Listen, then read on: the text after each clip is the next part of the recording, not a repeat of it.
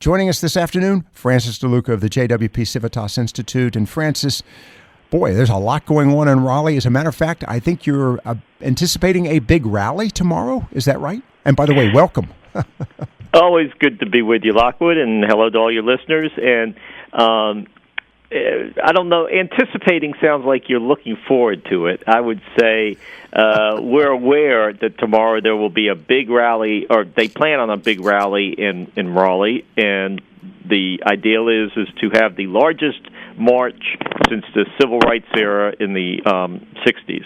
Now, I've got to go back to this issue, and of course we're talking about the Moral Monday rallies, or as our guest and his organization, the JWP Civitas Institute, noted, it was Money Monday. But one of the concerns and arguments has been that part of these rallies, these Monday rallies at the legislature, back when the legislature was in session, involved folks from outside the area, and in fact, it alluded to, was outside the state. Now, I understand there are organizations from as far west as Cleveland, Ohio, and others that are planning to come to this rally in Raleigh. Why are all these out-of-state organizations interested in attending this rally? Well, you're right. In fact, there are buses leaving from Massachusetts, Boston, heading down here to bring people for the rally. Because this, while some of the people who helped to organize it are homegrown, a lot of the money that is behind this is from out of state. There are especially union money. This is part of a push to try and unionize North Carolina and the South in terms of the workers. You've seen it in the push for organizing fast food, but there's a lot of union money behind this effort. That's who's paying for these buses coming from, as far away as Cleveland, Massachusetts. The other interesting thing, we keep being told that it's because North Carolina is so extreme. That's why we have to have these protests, and that we have done things that beyond the pale, no other states. Well, it's interesting. If this was they are attempting to organize similar rallies, Moral Monday, moral protest, in other ongoing ones in other states. So you kind of move from that North Carolina has done something unprecedented to, well, maybe we're not alone in actually making changes, and it's really not about outrage. It's about political organizing. It's about union organizing, and it's about elections. So, and I think you'll see that play out tomorrow. If the press and the media really covers it fairly, you'll see a lot of groups there that are definitely not native North Carolina groups. I've said this before, and this is not a criticism. It's just just an observation. This whole issue of the Moral Monday rallies and dispute really don't play very strong here outside of the Raleigh metropolitan market, maybe Charlotte, but I don't know that it's really mobilizing a lot of folks in the east and the west and those areas that are definitely on the periphery of these metropolitan markets. So I'm wondering what is to be gained by this. Is it just a show of force because it's a Saturday, it's a winter day, early February, it's a week before, Valentine's Day, President's Day? Who are they rallying against, or who are they trying to do this? Is this just a show of force? It's a show of force. It's to, and also there are some actual activities that will go on in conjunction with this. They will be trying to sign people up to get them to volunteer for activities after this. It's a way of identifying people who are likely to be your foot soldiers in doing get out the vote campaigns, in doing union organizing campaigns, all these kind of things. Okay, wait a second. Now I'm making a connection here. I want to get to the economy here in a few moments and what role that may play in this event as well, in light of the fact that North Carolina's economy continues to improve, and by the way, national economy is showing some improvement as well. But this alludes to the upcoming senatorial race. Is this going to be an opportunity to help promote the efforts of Senator Kay Hagan for her reelection? Well, while that won't be on the face of it, nobody's going to be out there. There'll be people promoting Kay Hagan there, I'm quite confident. But a lot of these groups that will be doing independent efforts for Kay Hagan will be there, and they'll be recruiting people to make phone calls, to knock on doors. But I'm still confused because it's a Saturday in the second week of, well, actually, it's the first weekend of February. Second weekend of February. Other than trying to promote some political agenda for a political party, I'm just curious as to who the real recipients of this message is going to be. So basically, it's a media event. It's a media event. Yeah, it really is made. It always was made for the media. In terms of it's a cheap way of getting out your message where you don't have to spend any money, and it allows them to identify people who can then do other things, who can get out the vote, knock on doors, make phone calls. All right, and I see that the complaints and the bullet points of this rally is obviously against the effort on voter ID, which North Carolina seems to have currently passed muster with the federal government on that issue. I haven't seen much in the area of redistricting, but then the subject, of course, and we're going to get to this in a few minutes after a commercial break, the state's efforts to reduce the amount of unemployment compensation, and then I did see another bullet point. It's going to be teachers. It's all about education and the fact that teachers need more money. I gather North Carolina is a bellwether state then, both from the perspective of liberals and conservatives. Am I thinking? I mean, there's a lot of attention to North Carolina.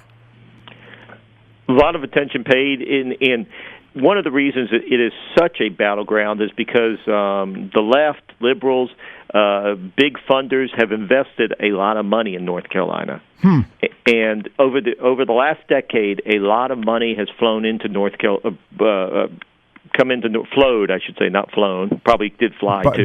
Yeah. Yeah, but flowed into North Carolina, and a lot of liberal laws have been enacted in North Carolina that are liberal by any standards, and definitely by North Carolina standards. And what's happening is they're seeing some of those things pushed back, fixed, changed, outright eliminated, and it is frustrating because they've invested all this time and money, and so that's why you see so much outcry from the national media, is because a lot of them operate out of places where they know these people who have sent the money here. Okay.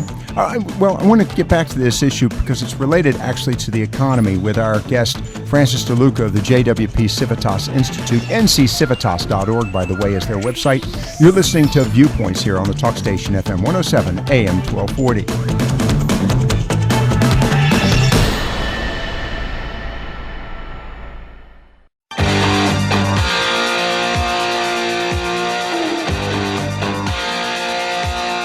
Viewpoints on the talk station FM 107 AM 1240. Our guest this afternoon, of course, Francis DeLuca of the JWP Civitas Institute. nccivitas.org is their website. Francis, I thank you for staying with us.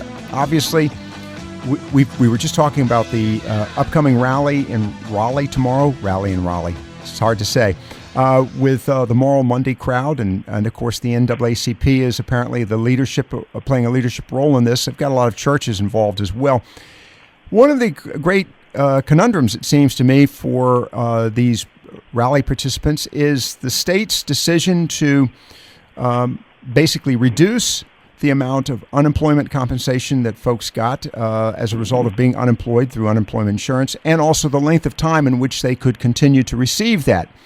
So there was a great hue and cry, has been, that a lot of people were going to suffer immeasurably from this, and yet North Carolina's employment numbers continued to improve, and it seems to me that it's possible that it could be that one of the reasons is North Carolina has been rather firm in how it compensates the unemployed. And I might add, in the process, that several liberal groups have complained that these numbers really are not that positive. And I find that a paradox, because the liberals would be thinking, particularly Democrats, that, gee, this is all a result of national agenda and the president and his work. So My first question to you is, what exactly is the employment situation in North Carolina? How bad, how good is it?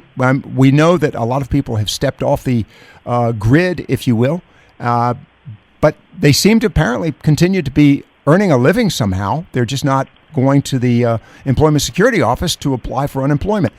What exactly is the condition of our employment numbers in North Carolina and thus our economy in North Carolina? Okay, first off, our economy in North Carolina is not great, but then again, it's not great anywhere just about in the country now. Right. There are some bright spots in some places, but North Carolina is not one of the brighter spots. That said, Kiplinger's reported, and Kiplinger is definitely not known as a left or right publication, that in 2013, we were number 9 in the country in job production. In terms of how we rated out among the 50 states, we were number 9. So, however you want to slice it, that's not a bad place to be. I mean, it's better than being number 49. So we do have some positive news there. Also, one of the little factoids I heard this morning, I always try and listen and watch CNBC. If we had the same percentage of our workforce nationally looking for a job as was looking for a job in 2006 at the height of the employment boom, our unemployment rate today, just the percentage, would be over 11%. Wow. Nationally. It's nowhere near. It's down like 6.6% now. So It would be over 11% nationally. So in terms of the national economy and labor force, we've seen a huge reduction in number of people looking for work. Now, it's natural to think North Carolina would follow that along. So we have followed it. But from what I've read, and, everybody, the economists, if they had 3 hands, you'd have one hand on this hand on the third hand, you would get a something. But in North Carolina, we've pretty much followed that trend, though a lot of people say we've actually been a higher participation rate or less drop-off than other places have seen. And I think as you see this recovery gaining speed in North Carolina, you may actually see the unemployment rate not just drop, you may see it tick up as people look or people move here and look for work as we become a place. But North Carolina created a lot of jobs last year, and I think you're going to see as the unemployment is not as attractive in North Carolina as it was in previous years.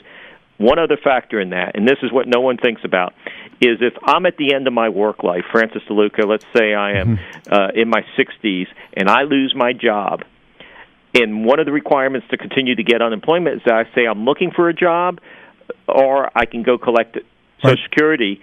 Well, as long as I get that extra money, I'm going to keep saying I'm looking for a job. Well, once that extra money, the extended unemployment benefits stop, I'm not looking for a job. I'm collecting my Social Security, or I'm going to retire, collect my retirement, and move on. Well, you may see a lot of those kind of people drop off of the labor force. Off the grid, as it were. Okay. Right, and so you've got some actual reasons for people to drop off that have nothing to do with, the end of unemployment was just an excuse not to look for work anymore. All right, and since we're talking about work, I just want to get your opinion. It was noted today that, 2 stories I found interesting. One, North Carolina attempted to attract Boeing with a $683 million, if my memory serves me correctly, incentive for Boeing to move here. So North Carolina is trying to be aggressive in competition with other states.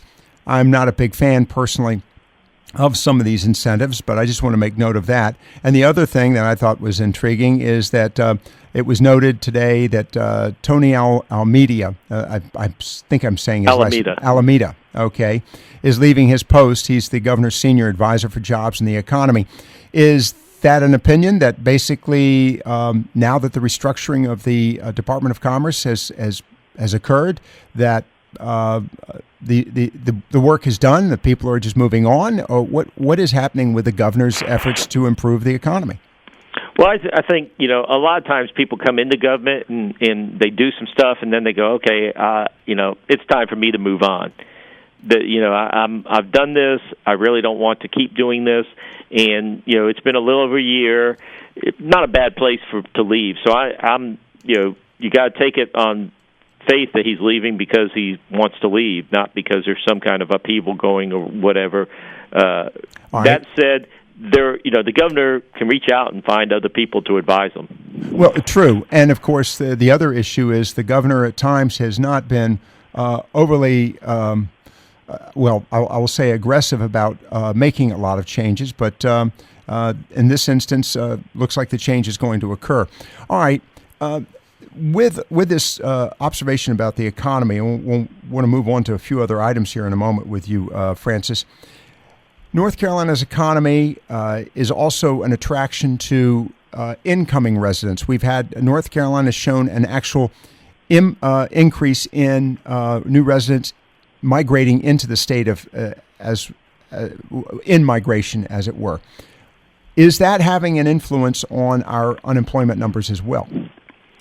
I don't think it's having a big impact. I think, probably if you looked at it, people who are moving here are probably pretty much evenly divided as to employed and unemployed. Okay. But like I said, we are now one of the top 10 states in terms of creating jobs. So naturally, if people were choosing to move, they would probably choose a state that actually looks like they're creating jobs. The other thing is we just lowered our tax rate. Mm-hmm. People may move here for that, even if they're not working, thinking when I get a job, I'll have more money. There's a number of reasons people may move, but a lot of people are moving here because they have a job already, or people going to school and then they graduate, so they enter the workforce, that kind of stuff. Okay, and related to the tax rate, let's talk about that briefly. I know that the Civitas Institute has been promoting new, if you will, tax awareness, the fact that North Carolina has made some significant changes in its tax system. It's only been in place now for a couple of months. Actually, for a little over a month. The tax changes actually took place January 1st. Yeah, I'm pushing it by saying that we're in February. The question is this proving to be an attraction to businesses as well as to individuals? I think it's a little soon to say, if businesses are doing it. I think, though, definitely you will, as we proceed forward, you're going to see some businesses give North Carolina a real close look, especially corporate businesses, as we lower our corporate tax rate. Our corporate rate went to 6%. Next year, if everything goes right, it goes to 5%. So as that proceeds down the line, I think you'll see some businesses starting to give North Carolina a look for their corporate headquarters, that kind of thing. Mm-hmm. All right. When we come back, I want to talk to you about a Civitas poll and a few other quick bullet points on politics. You're listening, of course, to Francis DeLuca here on Viewpoints this afternoon on the talk station FM 107 AM 1240.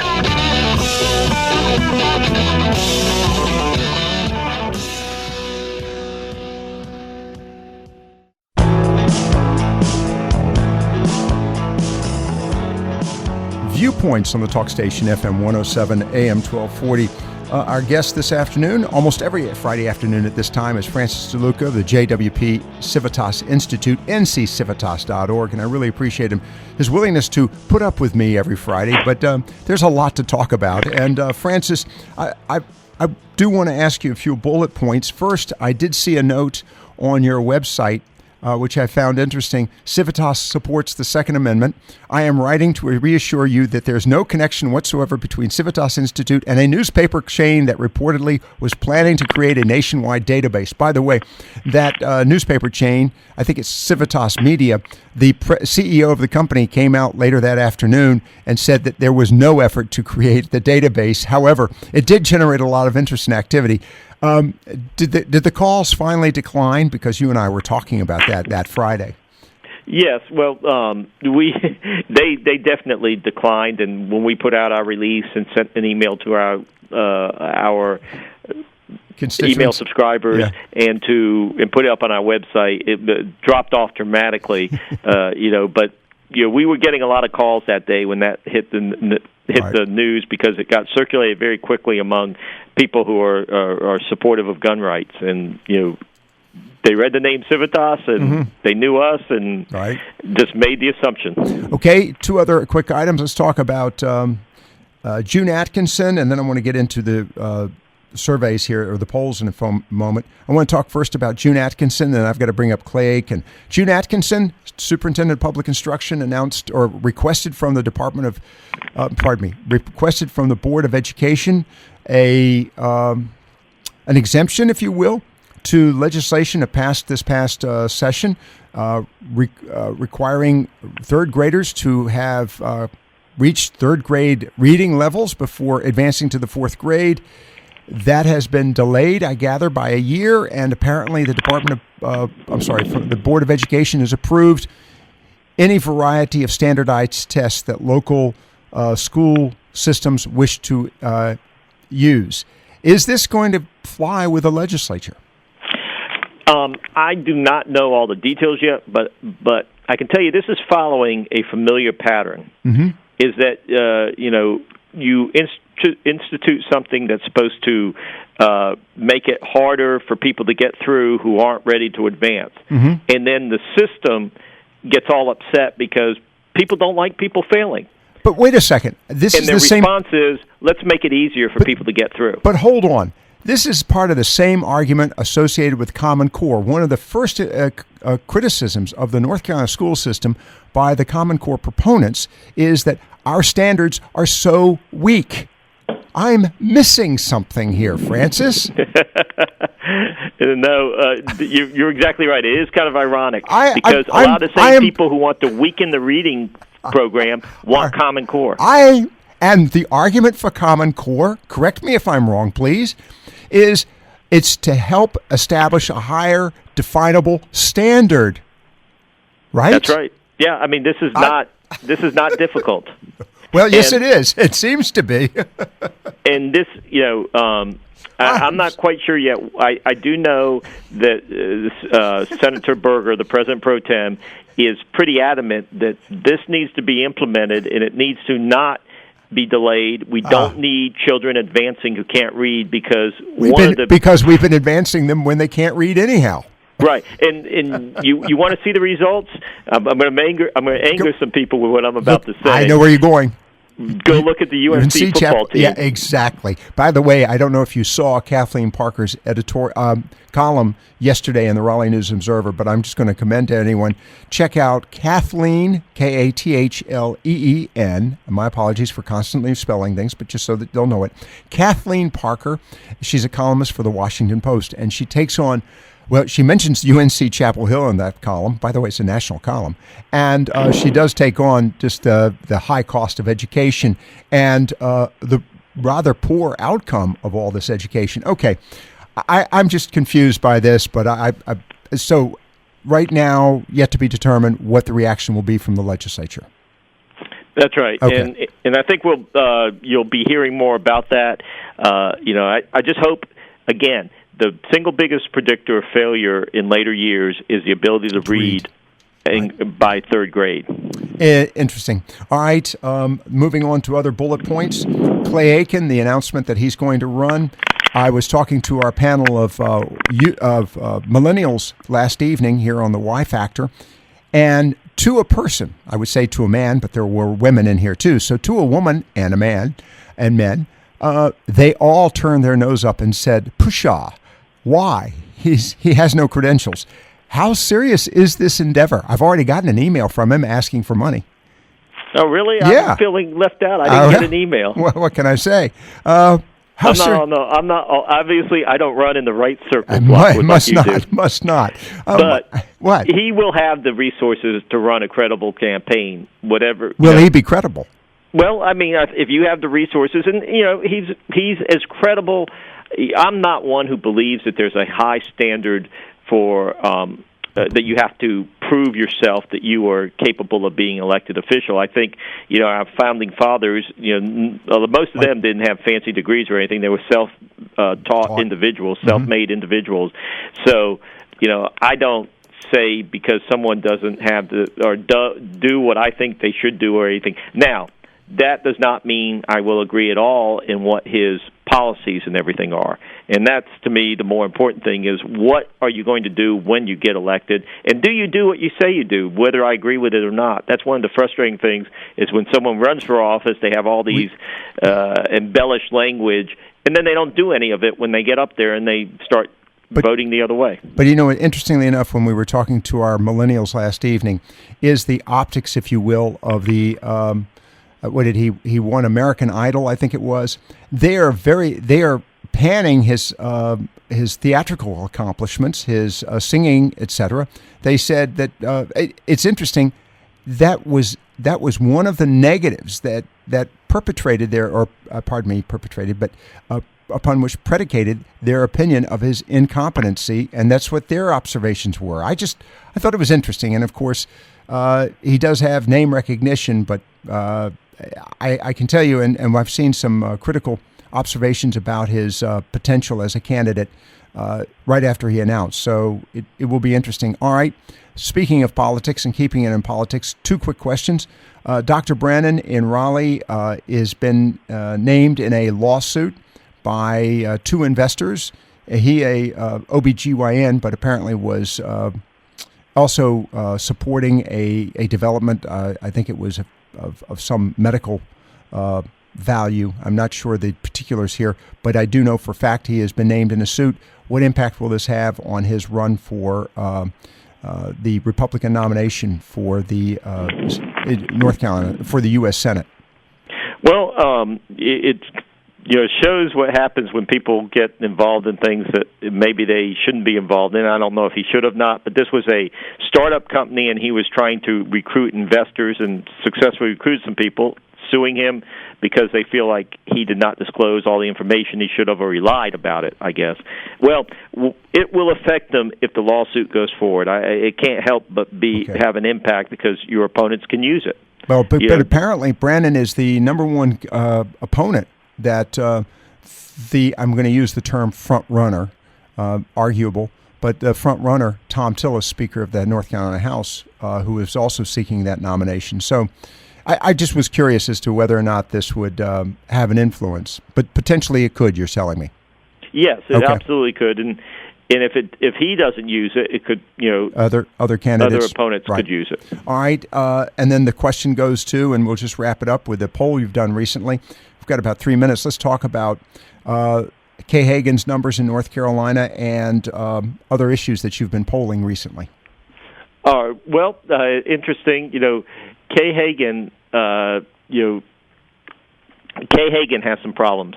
Her reelect numbers, we asked about, does she deserve reelection? Is it time to give a new person a chance? Mm-hmm. New person is at 56% in 30 reelect. That went from 50% when we asked that question back in October. And so she's going the wrong, and definitely a new person is 41%, while definitely reelect is 17%. So you can see the number. She doesn't have the grassroots support, is what I'm hearing. That's right. And her favorability, there's been a lot of advertisements around calling into question, especially on the health care and everything, by some outside groups. Her unfavorables are now up to 47%, and her favorables are down to 37%. So, that pretty much her, worst performance we've registered. It's early. The registration doesn't. I think registration starts very shortly, and it's still early in the campaign. But are these numbers significant enough that it might be more of a hold for her to climb out of? In your thoughts? Oh, I think it's getting to be a deep hole. It's not insurmountable yet. The other interesting thing is when we asked just regardless of how you would vote at the state level in voting for U.S. Congress, are you more likely to vote for? And 44% said Republican and 40% said Democratic. And when we asked that question at the state level, it was tied. So it's interesting that the national level, people are looking, at least in that regard, for Republicans, and looking at Hagan's, it looks like that's reflected in her numbers. All right. So there's more dissatisfaction at the federal and national level than there is at the state level. All right. Speaking of the state level, since we brought that up, let's talk about the governor and also the undeclared but declared Democrat candidate, who, by the way, has recently gotten criticism from, interestingly enough, some of the media. The Charlotte Observer was pretty upset with Roy Cooper, as a matter of fact. An op-ed piece that opined that he was not doing his job as Attorney General and seemed to be doing more work in preparation for his run for governor. And he, in fact, has established, if I'm not mistaken, a committee to begin researching for his prior to his declaration that he's going to run. So what do the numbers show for the governor? And have you done any polling data for the Attorney General / everybody's assuming Democrat candidate for governor? No, we have not polled on Roy Cooper yet. We probably will at some point, just because it'll be fun to do, not because it's serious. But Governor McCrory is kind of holding his own right now in terms of favorable, unfavorable. We had him at 44% unfavorable, 43% favorable, exactly what we had him back in October. So, he is kind of just holding there steady. That's basically statistically tied. So while that's not great, it's a lot better than doing worse. Now, what's interesting is when we asked about his job approval, his job approval was 48% approve and 42% disapprove, which is a significant move from the last time we had him in December at 45. And so he is, that while they may not have a great view of him as a person, they think that the job he's doing is a little better than that. Interesting. And, of course, the economy shows some semblance of improvement. But as you said earlier in the program, it's really not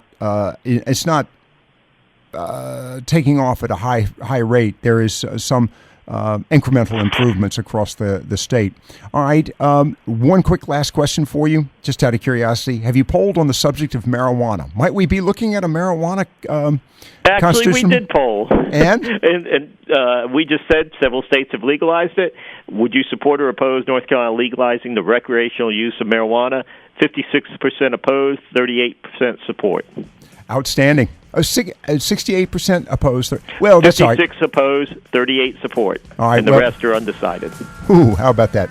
All right. Our guest, as always, this Friday afternoon, Francis DeLuca of the JWP Civitas Institute, nccivitas.org. Francis, thanks for being with us this afternoon. Appreciate your time.